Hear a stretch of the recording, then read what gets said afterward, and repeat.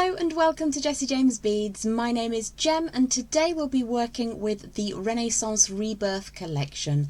Let's head down to the board and take a closer look at the pendant that we're going to design together today.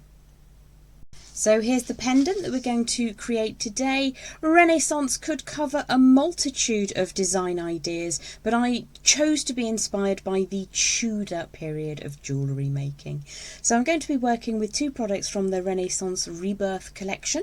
We have a Strand in Here Comes the Queen, and then we have a pendant pair in Royal Cross. So you'll only need one of those pendants for your design, and you will be able to make two of these drop pendants from that strand as well. So let's just pop that up into the corner so you can keep an eye on it, and let's take a look at the items that we'll be using from that strand and the pendant itself. Absolutely glorious with these miniature faux pearls, very popular in Tudor jewellery as a sign of wealth and power. It's very intricate detailing on that and a lovely smooth rear side. I've chosen to work with a beautiful glossy ruby coloured faceted drop, one of these incredibly cool antique toned spacer beads. We'll also be using a heavyweight floral inspired bead cap and one of these cloisonné inspired pieces as well. The wire that we're going to be working with is very simple today also.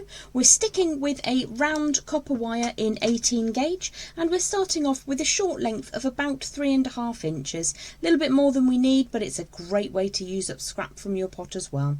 So I'm just holding one end whilst I warm that through. I can already see that this end is flush cut, so that's where we're going to start by creating a round form as an openable loop. Now you can choose to go for a larger loop if you prefer, but I think we'll go with quite a diminutive loop today. So I'm just going to twist that around until I get a round form, and the wire is going to cross over the very end. You can see the continuation of wires coming away just here. If I switch over to my bent chain nose pliers, I can grip that firmly and turn the wire up and away. And in that way you get a nice little hook on the end. If it's not centralised or closed up, you can very simply just squish that into position, give that a quick smooth, and you might like to make sure that you've got quite a firm angle just here.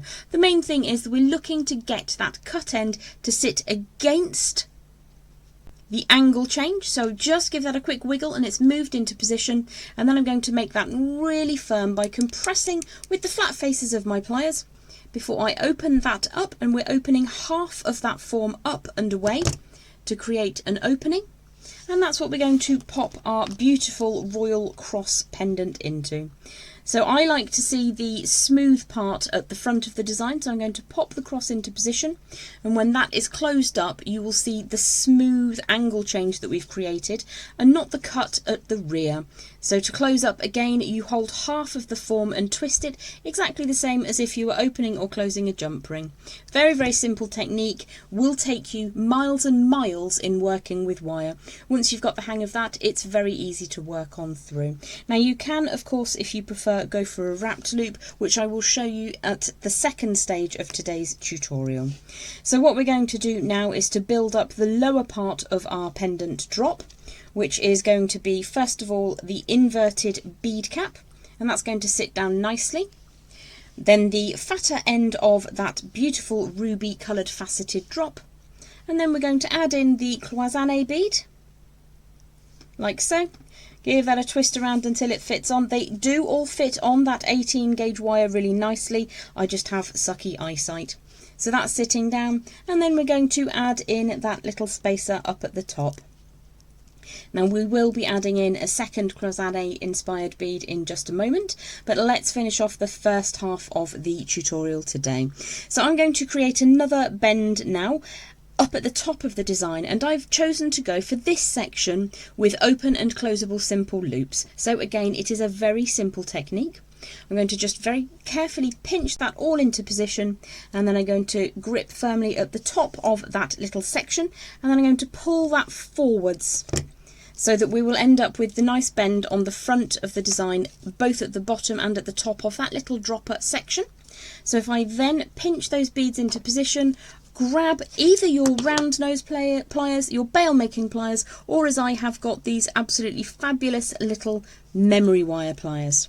So twist that wire around until it crosses over that angle change up at the top, and then we're going to trim that with the correct side of those flush cutters as close as we can. Now, because we've got a bead in position, you may find it easier to just open that up slightly. So if I tilt that sideways, you'll see I've created a bit of a gap there. Grab those cutters and trim away at the appropriate moment. So let's just grab that again and push that back down into position. Now, because I want these open and closable loops to indeed stay closed, I'm going to ensure that I put a great deal of pressure. If you struggle with grip strength, you can pop your pliers onto your workbench, put the loop into position and apply a little bit more pressure by pushing down. Whichever is easiest and safest for you, do always take care. And I will just add another little bit of pressure across the back there. So that's the first part of our drop ready to go. For the second part of our drop pendant design, we're going to use again 18 gauge round wire. This is a medium copper colour copper core wire, and I'm just going to give that a quick smooth and warm through to ensure that it is ready to work. Now, there are two ways you can work this project. You can create the wrapped loop directly into your simple loop at the top of the lower section, or to make your life easier, you can create the upper drop component without having the fuss and hassle of having that piece in position. And what you can then do is open and close the simple loop at the top to connect the two pieces together. So what we are going to do is to start down at the lowest end of your wire, and about 1.25 inches from the end we're going to turn a right angle bend, and we're going to create ourselves a little wrapped loop. So I'm going to use the same pin on my little memory wire pliers, which would be similar to a little way from the end of standard round nose pliers, or the smallest pin on your multi-step bail makers. We're just looking to create a round form here. Take that tail all the way over the top. I tend to do that in two little manoeuvres so it ends up centralised. And as I say, if you prefer, you can work by looping this in. It just makes it a little bit more tricky for me to show you, so I'll show you how to attach that all at the end instead. Let's make sure though that that loop is large enough that you'll be able to fit your lower component into position. So if I grip that round form, I'm not putting any pressure where the wires cross over, and I'm going to draw the tail of wire around the long core that runs away from the loop, and I'll probably go for 1.5 to 2 turns just to get that nice and neat and strong. Just gently rotate that around and trim the end away neatly with the correct side of those flush cutters. My thumb gets in the way there because I don't want the wire to ping up and hit my camera.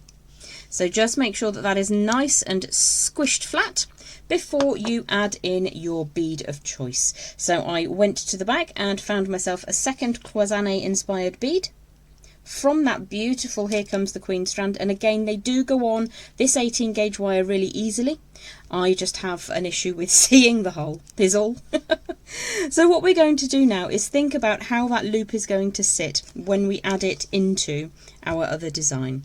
So we've got 2 loops at the top and bottom of our lowest component of the design, and they both sit in opposition to the desk. So we're going to want to work with our design thus, so that the loop is flat to the desk, so that when we put everything together we always have that forward section looking good and ready to go.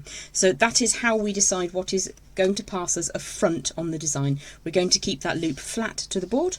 And what we're going to do now is to create another loop up at the top. But this time the loop at the top is going to be huge because we want to be able to thread any chain through it. This beautiful golden loop chain is part of the Jessie James Beads collection, so you can check out the chain of your choice on the website today. So what we're going to do is to leave space above that cloisonné inspired bead by popping our pliers flat across and drawing the wire up and forwards. In this way we're ensuring that our connecting loop is going to be in the correct orientation. Now you can make the bail, which is what we're working on now, really any size that you prefer. I've got some really cool new tools, which are these fabulous little wooden mandrels. So I'm going to use the smallest of my wooden mandrel set from Beadalon, and this is the 0.25 of an inch size, which I think is a really nice size for making bails. You can use that or the next one up, which is a 1/2 inch size. Or is it a 0.3? I actually can't remember at this stage. So we're going to wrap that wire all the way around the wooden mandrel, and draw that until it sits correctly. So if I pull the mandrel out of the way now, you'll see that I've not got that centralised up at the top. So the easiest thing you can do is put your mandrel back in and just rotate that around until your loop sits perfectly. Now we need to capture that loop nice and flat. So take a look, is it square on top? Not square, obviously it's circular, but is it centralised at the top of that little central core wire? Once you've ascertained that yes it is, we're going to draw that wire all the way around to fill the gap above that cloisonné inspired bead. Now, being mindful that this is the front of our design here, I'm going to draw that wire around 3 times or so, just like so, and give it a very, very gentle coercion into position.